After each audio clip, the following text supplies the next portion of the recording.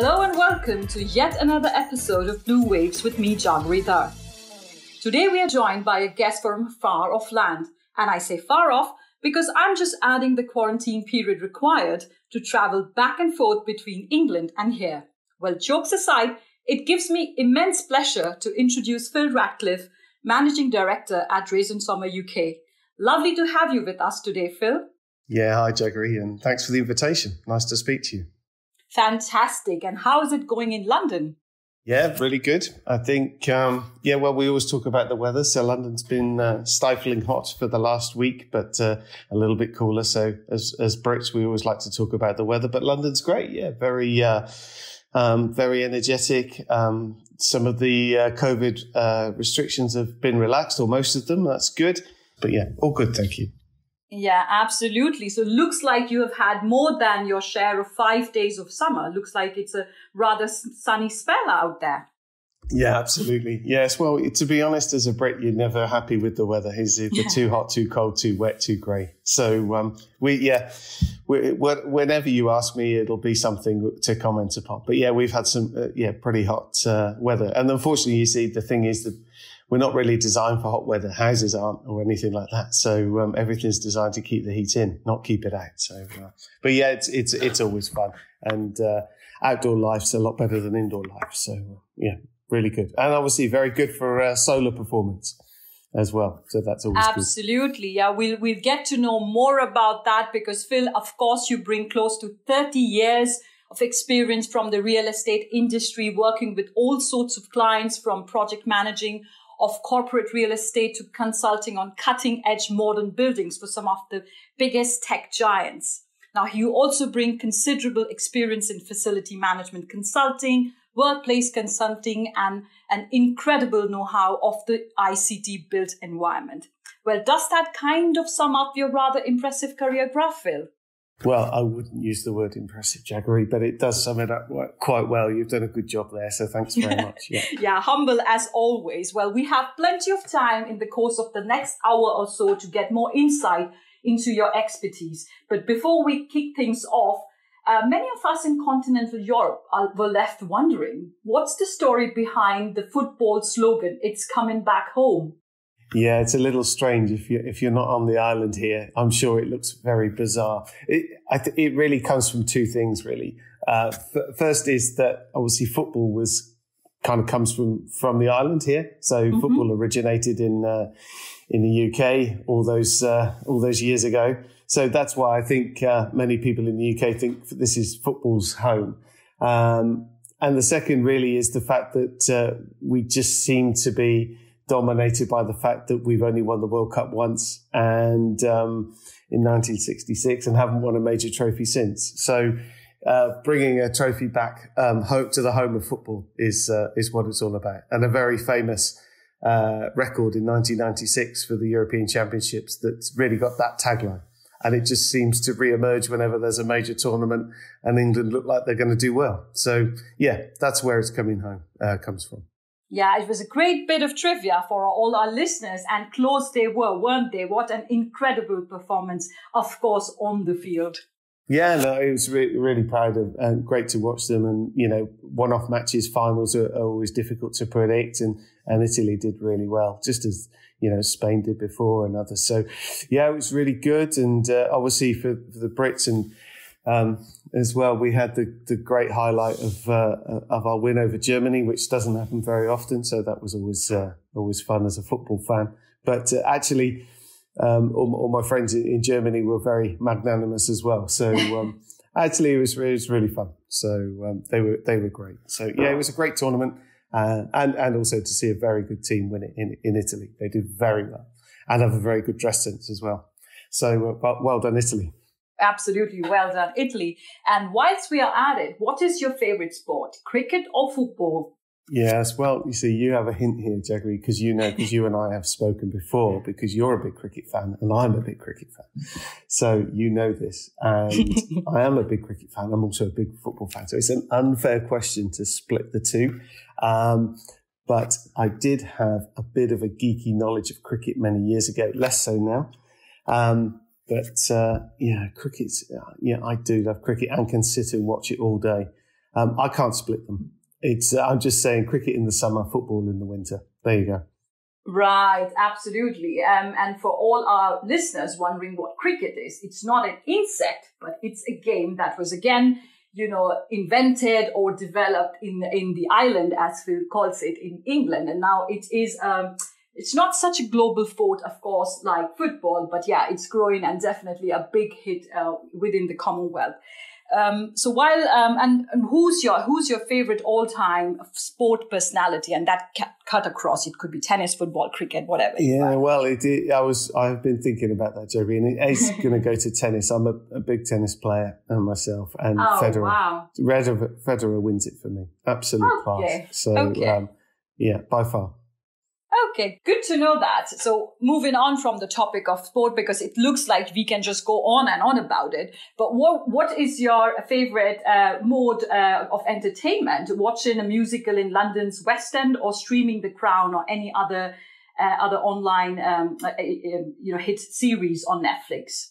Yeah, it's funny you should say that, because many years ago I would say watching something on TV or something like that was never really a big theatre goer, but actually, children have actually developed a great interest in particularly musical theatre. So as a family, we've been to see many of those, and so I'm probably going to say they're really enjoyable, only because the really good ones, the production is excellent, and they're really one-off. So very lucky to have seen many of them in London, and so I'm going to say that. Just because I think as a family, that's what we've done a lot of in recent years. Absolutely. But yeah, more and more, we are all guilty of binge watching throughout the course of the various lockdowns that we've had in our countries. Yeah, absolutely. And it probably leads into the discussion now we're going to have about data centers, because I think when you look at it, that's one of the things that is the most energy grabbing is our ability and our desire to want everything online all of the time. And that leads us probably a nice little segue into the topic, Jagori, I would suggest. Yeah, absolutely, because our appetite seems to be ever expanding, and particularly now in the current times, the day-to-day work relies heavily on internet, on use of data with video conferencing and other forms of online engagements. Yeah, and it goes beyond that, though. It's not just what we consume; it's also other devices that are consuming it. We as Drees Sommer work in the built environment, as you know, but also buildings are great consumers of data, and everything is always on now. So it's all about continuous data connectivity, and that needs to be processed somewhere. We also think of our modern day cars as well. These are connected devices. And as we move into autonomous driving, or the potential for it, that also has a huge demand. So it isn't just what we as consumers use, but it's also other aspects of life that are also big consumers of data. Yeah, in fact, in the UK, the broadband usage has reportedly doubled in 2020 to reach an annual total of 50,000 petabytes. What does that mean for our current infrastructure? Can they cope up with this bulk of data load that constantly seems to be coming their way, Phil? Well, I suppose one of the difficulties is that actually in mature markets like the UK, but I'm sure others around Europe and around the world, what we have is we've got to just migrate. One of the difficulties we have is that we've got a big copper infrastructure from many years ago. So there are markets around the world that actually didn't have that and have gone straight to wireless, and are probably better suited to cope with the greater demand and the greater bandwidth. The challenge we have in the UK, as I'm sure other big countries have that did have a great infrastructure in copper, is that you've got to go then to fibre and then maybe to 5G, and that's just a huge investment, and also it takes time. So I think slowly. I think the other challenge is obviously some like Elon Musk is pushing satellites in space to try and offer consistent data access in rural areas. That's always been the big challenge. So between them, I think, between the satellite space, the fibre and the 5G, you'd hope in a few years that connectivity will be fantastic, because we're getting all the more reliant on it. That's the thing.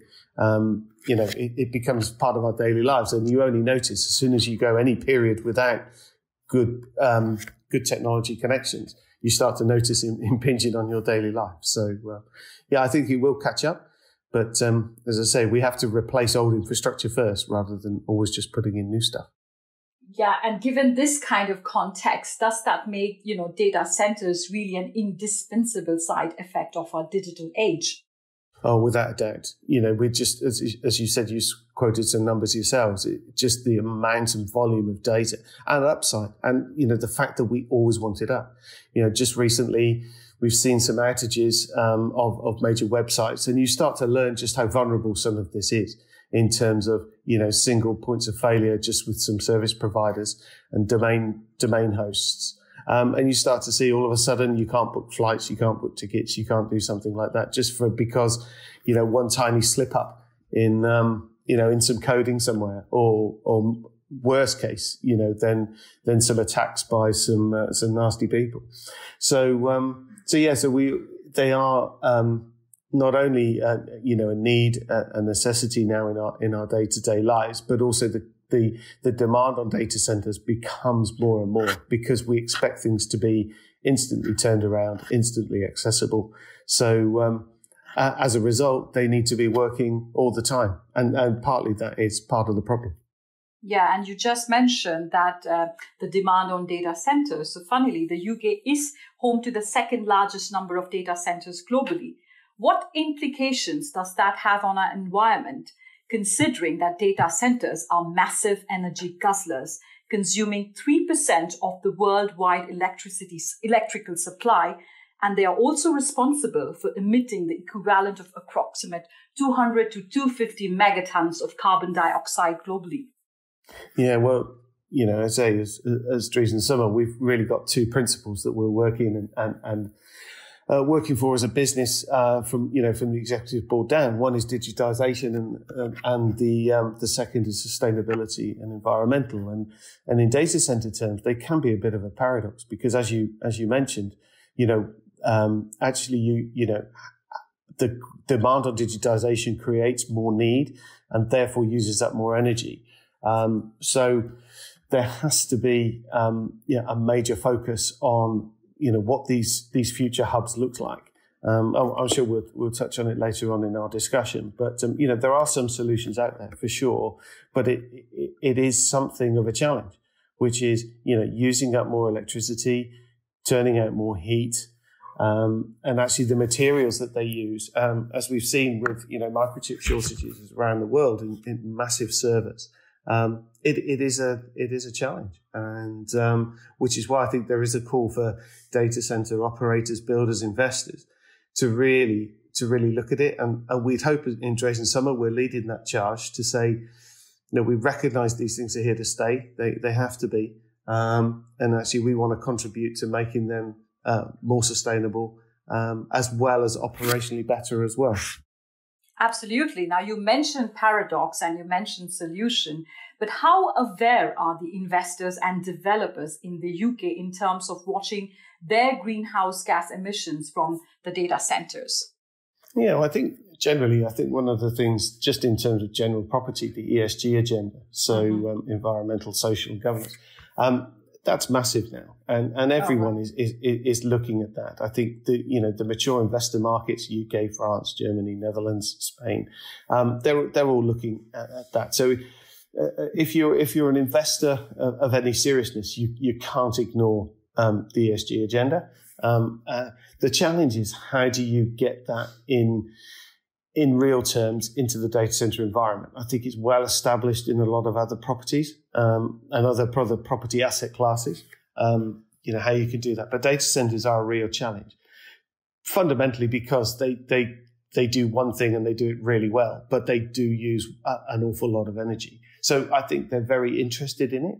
I suppose there is a challenge. We did a paper recently where we looked at the different stakeholders, whether it's the funders, the users, or whatever, and sometimes they act in opposing forces, really, because you look at the cost. Sometimes people look at the cost of more sustainable solutions, and you say, well, is that acting in the best interest of the investor? Is that in the best interest of the operators?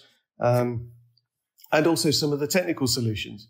We might touch on it soon, but looking at some high temperature water solutions as well. Well, water in data centers, the engineers and the users don't really like it, but there are solutions there for sure. So I think there needs to be, and I think we're pretty firm on it, a coming together of all the stakeholders to say, look, how do we get these data centers not only working better, but working more sustainably as well? Absolutely. Now, you touched upon the excess heat generated from these data centers, and energy requirements are always growing. So how can this surplus heat can be repurposed to combat the energy deficit in other areas? Yeah, so there's already great examples, pockets around the world of how the excess heat from data centers can be repurposed. The most common is urban heating, and even urban farming as well. So district heating systems. The challenge is at least two major challenges to this. One is geography and the location of the data centers against the location of where the other heat's needed.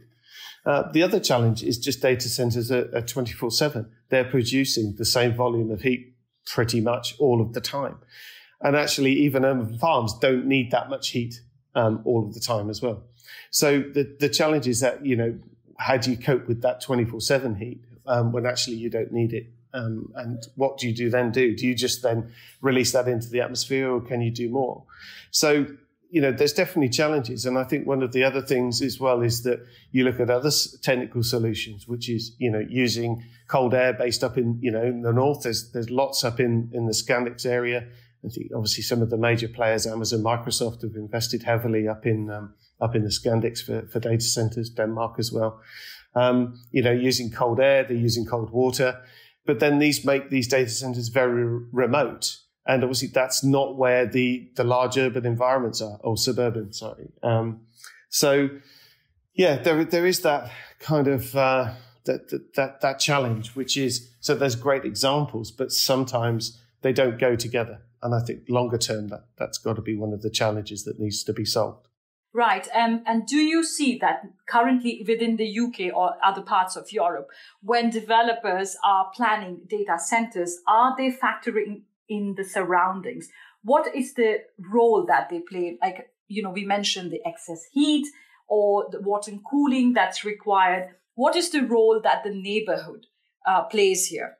Yeah, well, it's not just the neighborhood, it's just the general location as well. If you look across Europe, there's certain subs of data centers, Frankfurt being one in Germany, for example. So I think for specific activities, so for example, a single-use data center operator, like one of the the big American firms or whatever like that, can pick a more remote location because their use is very different. They're using it for their own terms as well.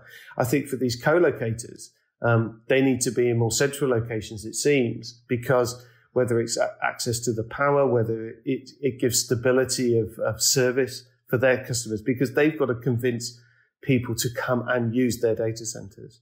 And that's the first challenge. If you're a single operator, you don't have to convince your user because that's you. You just have to convince yourself that location is good for you. As a co-locator, you have to make yourself attractive in that particular location against the competition. So you're not going to give yourself a challenge of, a more remote location where your customers may choose your competition because they're more central. So again, this is where coming together, the market really needs to look in total, because you then have to question are clients and customers making the right decisions for the right reasons. And obviously commercially that more central location may well be better, but actually, from a service point of view, it's better. From a technical solution point of view, not near those cold water services, not near the rivers or the sea, not near the cold air, as in up the north. Then obviously it makes it not quite as sustainable as it could be. So that's probably one of the biggest challenges they face. Right. Now, we talked about that how the excess heat generated from these data centers can benefit, the areas around them. Now, if this repurposing of heat, it's a no-brainer, then why hasn't that so far become a common practice already?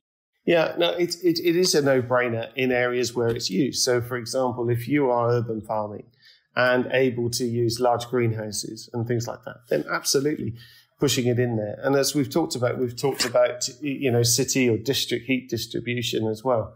But let's just take the last week in the UK. Incredibly hot temperatures for the UK market. And you could imagine nobody needs anything heating, but those data centers are still churning out, a huge volume of heat, as well. So that's the challenge. It's actually matching the output to the need and more importantly, the variation of it. Data centers are pretty one dimensional. They eat a lot of power and they produce a lot of heat. That's fundamentally what they're there for. And actually to find those alternate uses, it is probably the hardest point that matches the output. Now, engineers are certainly our engineers in Drees Sommer are looking at alternative uses for heat beyond district heating, and could well be into other forms of power generation. Can the heat be used to generate power for the benefit of the data center? Is clearly an obvious one. There are things in play at the moment, but I think the other thing as well is that that's a lot of R&D, a lot of research, and a lot of development, and that takes time to do in a market, as you've already demonstrated, that's rapidly changing. The consumer, you and me. We're moving fast. We're consuming more data. The corporates are using more data. So actually, it takes time to do these R&Ds to get this engineering tested and proven to everyone's satisfaction. And in that time, data usage has gone up, not quite exponentially, but it's gone up considerably. Right. Now, you mentioned alternate modes of power generation. What scope does renewable energy have in data centers? Yeah. The biggest challenge that renewables has is stability. So it has to be the future to use renewables in that supply. And also energy storage, whether batteries can ultimately replace generators, because obviously generators, if they cut in, it's all about the continuance of service in data centers. So generators by themselves use fossil fuels. So if you can cut that out, that helps. So battery power, but yeah, I think the sustainable energy sources has to be the way. Hence that, the location is also quite important, because sustainable energy is better in some locations than others. But at least it would help the mathematics of, how sustainable a data center is, by proving that it's coming from, renewable sources. But I think that's the other challenge as well. I think historically data centers, when you look at how they're being assessed, apart from size and cost and everything, is the power usage effectiveness, which is basically just looking at how efficient the power is. Now, I think we feel that that's an outdated measure. That doesn't ever include all the other sustainable sort of measures that a data center should be measured on. So I think what we're pushing for is that data centers should be challenged to be assessed on more than its power usage effectiveness. The measures need to be more total, which is really then bringing other things, not just in power but also materials. Just in terms of the circular economy. It can't just be the energy you use, but also the embedded carbon that you've used as well. And that's really where we see the whole data center being considered as being sustainable or not just in energy, but energy plus materials. Exactly. And like you said, to be viable in the long term, our built environment needs to become much greener. Now, what would be your starter for 10 for ICT developers in the UK? Yeah, well, I think it just then links onto that. I think materials, modularization, build off site, that type of thing. I think it's really the choice and being the lowest carbon point, the circular economy, as we know within Drees Sommer, the cradle to cradle philosophy. That has to be so important to starting with the data center. The technology within it, of course, so the engineering around the heating and the cooling. And then it goes even further, though, because the materials that are in the servers themselves, the recyclability of those, has to be seen as end-to-end over the whole life cycle.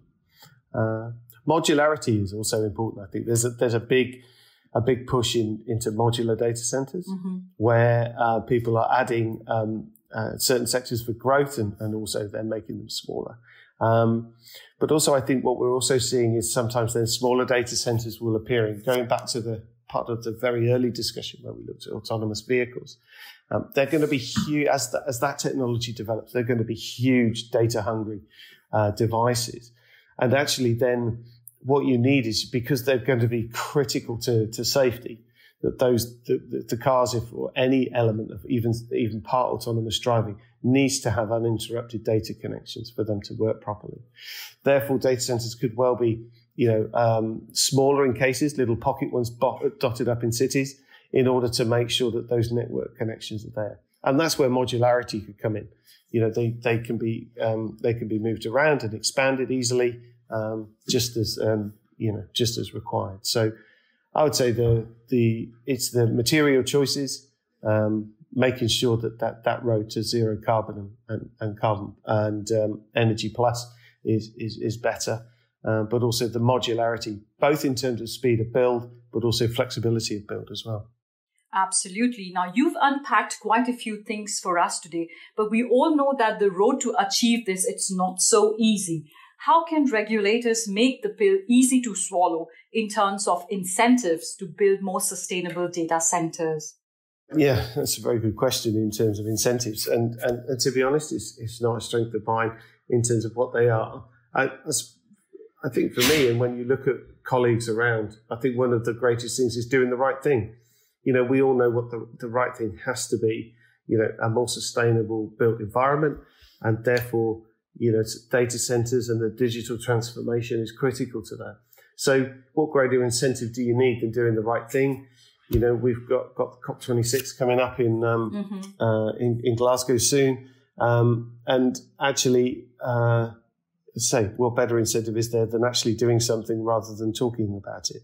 Now, I'm sure governments and will be offering incentives in terms of materials and things like that, and also permissions. I think that's the other thing, is where these things get permissions to be built and operated.